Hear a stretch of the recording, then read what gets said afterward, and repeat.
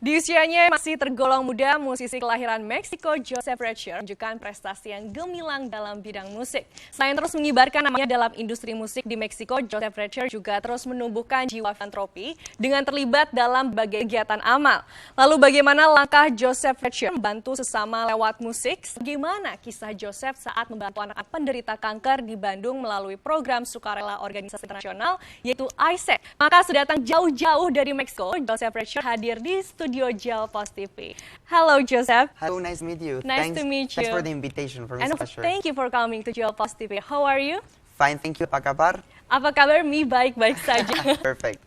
Okay, so Joseph, I think not all of us know about your purpose come to Indonesia. So can you tell us why do you decided to come to Indonesia? Of course, well, first of all, it's a pleasure for being here. And, well, I'm in Indonesia because I have an album that is called The Flavor of Life. In Spanish, ¿A qué sabe la vida? I'm going to sing in some minutes more.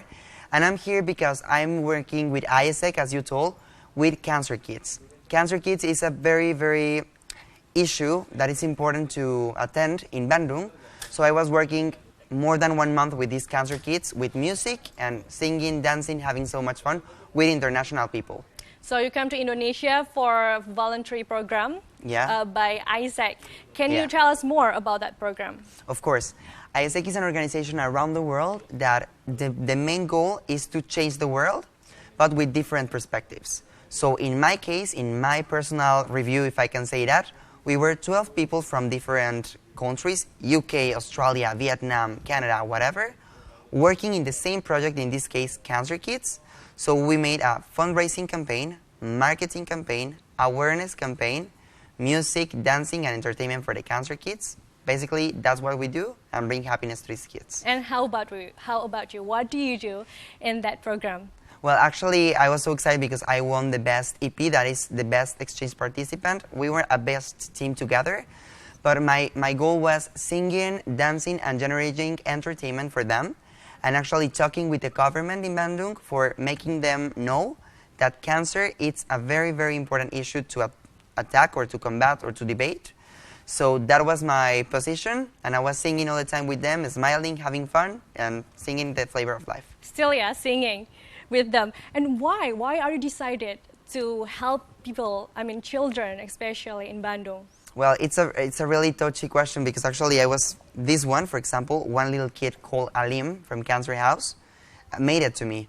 So in Mexico, I used to do that kind of things. I sing for cancer kids, for old people, poor people, for all the people in general because music is universal. So I was thinking and I was like, why not going to another place? I already sang in New York, in Italy, I made a tour, but more in a professional way, not in philanthropy. And I was thinking, if I'm making this for Mexican people, why not in another country? And I found Indonesia, and I think it's a great destination. So is it like your first experience? In Asia. In Asia, because before that, you're also doing it in America? Yeah, in United States, in New York, with Esperanza Azteca. That is a project from Music for Kids. And with Bill Clinton, different amazing experience. And in Italy, with La Via dei Concerti, that is an orchestra for people around the world, but it was more like musical preparation, not that philanthropy. And Indonesia was the destination for philanthropy, and for me it's a pleasure. And how long did you stay in Bandung? I stayed there 6 weeks. And what do you think about doing that program in Bandung? I love it. Actually, it's one of the best experiences I've ever had in my life. Because, working with the cancer kids, but also working with international people, with local people, because I lived in a house with a local family. So that makes this experience more rich. And I have friends around the world. Now I'm with you, so life is going to surprise me every day. And Bandung is beautiful, but Indonesia in general is a great country for living, for working, and actually needs a lot of help for people around the world. But I invite all the people from Indonesia, from Bandung, to make this campaign for volunteer and just to help your people. And is there any memorable experience that There you are cannot many. forget while you are helping kids in Bandung? There are many. Probably I'm going to start to cry. No, I'm kidding. But it's for example, if I'm going to be quick, I went to the hospital and I met a little girl called Fanny, and she was so weak because she was just going out from the chemotherapy. And she couldn't do nothing. She was just, in the bed, so sad with her mother. And I asked her, you want me to draw a kupu-kupu, a butterfly? Butterfly, yeah. And the nurse told me, no, she's weak, she cannot do it, right? And I was like, no, let me ask, please, because I did that in Mexico. And told me, yes. So I took her, and we made a kupu together, and she was smiling and laughing. For me, it was like an amazing moment. And then her mother added me on Facebook, and me, probably you're not going to see my daughter again, because the cancer is so bad in her.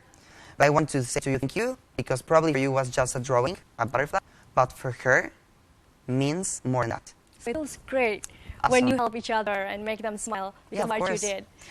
Yeah, I think the most important thing that we have time, we have healthy, thanks God, and if we can share just 1 hour, 30 minutes with little kids, actually not with kids, they're mother with cancer, with people, just sharing moments with people, it's the most important thing. That's what it gives the flavor of life. Yeah, and the result is we can feel more grateful about our life. Yeah, I was crying in the screen. Like, oh no. Awesome message. I have the picture on my phone, and it's my wallpaper, because I always want to remind that memory, because that makes me think every day that today, what am I going to do with my life? Who am I going to help? And actually, I'm going to help them. I'm going to learn for them, because they're warriors. And you told me before, right? Indonesia is the first country you visit to help people in Asia. Yeah. And why do you choose Indonesia? Well, first of all, because I was just making the research, and I was searching about the cancer situation, I said they have many programs, and I found Indonesia, and it's an interesting country. I want to know about the culture, about the religion, about the way of living, because, Mexico and Indonesia is in that side of the world.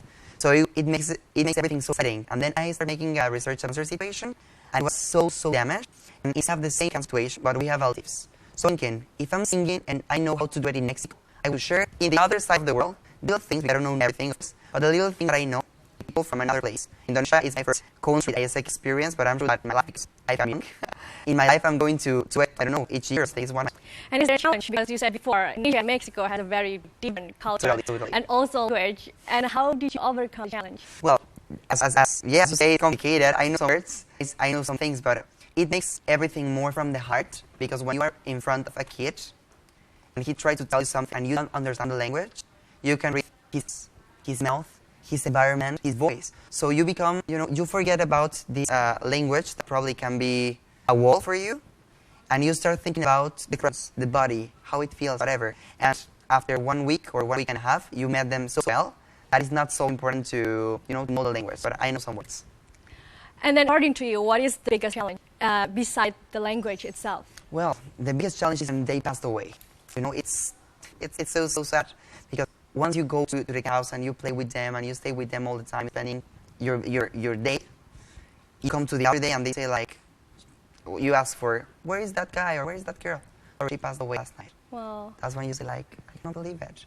But it's great when you think, like, I made the moment happy, I have the pictures, and I know that girl or that guy yesterday had fun with me, so probably I was the person that share the last laughing or the last smile with them, so it makes everything so cool. So Joseph, but have you ever thought to have like your own social funding program?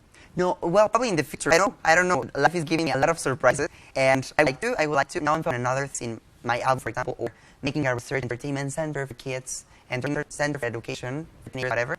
And probably in the future I can have a foundation. Why not? Let's act live and it's going to. Okay, and like you said before, you're a singer in Mexico. Did you release an album in Mexico? I have an album called Flavor of Life, in Spanish, El Sabor de la Vida. Okay. And it's an album that has 6 songs. It's on iTunes, Spotify, on Google Play. And it's an album that explains the flavor of life. How it explains with different genres. We have most electronic songs for dancing in the nightclub with your friends, but also we have songs for dancing with family, for thinking about, I don't know, about your grandmother, yourself, or dreams. So that's what it's the flavor of life. So is it okay if we can listen one of your songs from your album? Please, let's do it. Why not? Yeah, we're going to listen, but after this. So wait for a minute. Of course. Oke, baiklah pemirsa, selanjutnya kita mendengarkan satu lagu dari Joseph, tapi usai jeda berikut ini. La vida, ¿a qué sabe? ¿A qué sabe? ¿A qué te sabe una mañana muy fría? ¿A qué te sabe una tarde con intenso sol? Y buena compañía. ¿A qué te sabe el enojo por días?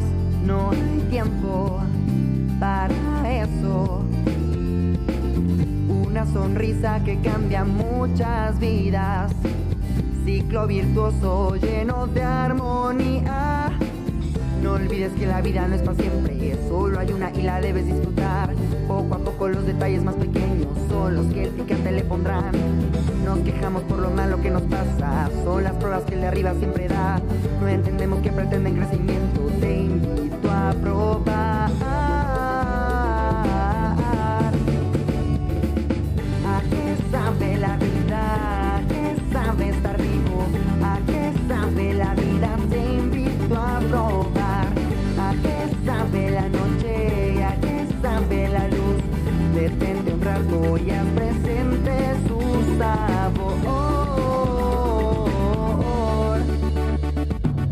Tú eres el protagonista, no te rindas, es tu historia. Queremos escuchar de ti un día, que dejes huella en otras vidas. Recuerda que por algo sigues vivo, no cualquiera tiene esa oportunidad. Si valoras lo que tienes en presente, todo cambiará. Te rodean corazones que te nutren de pura armonía y paz. Agradece y aprende de los demás, te invito a probar. ¿A qué sabe la vida? ¿A qué sabe estar vivo? ¿A qué sabe la vida? Te invito a probar. ¿A qué sabe el respeto y a qué la libertad? Detente un rato y haz presente su sabor. Tienes que confiar en lo que hay dentro de ti. El mundo afuera te espera. Sal a saborear lo que tiene para ti. Bailando sabe mejor. ¿A qué sabe la vida? ¿A qué sabe estar vivo? ¿A qué sabe la vida? Te invito a probar. ¿A qué saben los sueños? ¿Y a qué sabe el amor? Detente un rato y haz presente